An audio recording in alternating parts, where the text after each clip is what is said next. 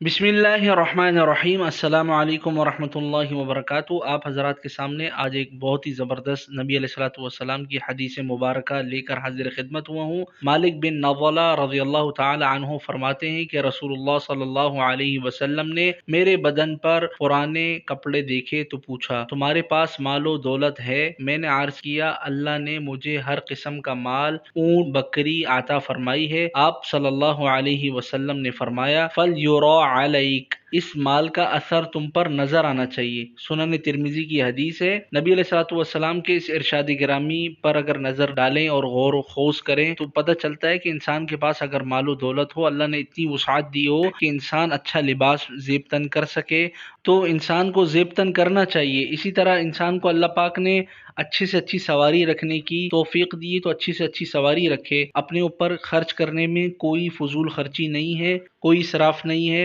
इमाम मालिक रहमतुल्लाह अलैह के बारे में आता है, जब वो दरस हदीस दिया करते थे तो रोजाना एक नया जोड़ा जेब तन फरमाया करते थे। लिहाजा अपने ऊपर खर्च करना चाहिए, बिल्कुल बुखल और कंजूसी से काम नहीं लेना चाहिए। अपने ऊपर, अपनी आल औलाद के ऊपर, सबके ऊपर खर्च करना चाहिए। अल्लाह ताला हमें सही मानों में दीन की समझ की तौफीक अता फरमाए। अगर हमारे चैनल पर नए तो इसे सब्सक्राइब कर लीजिएगा ताकि आपको मजीद इस तरह की वीडियोस मिल सकें। जज़ाकल्लाहु खैरा।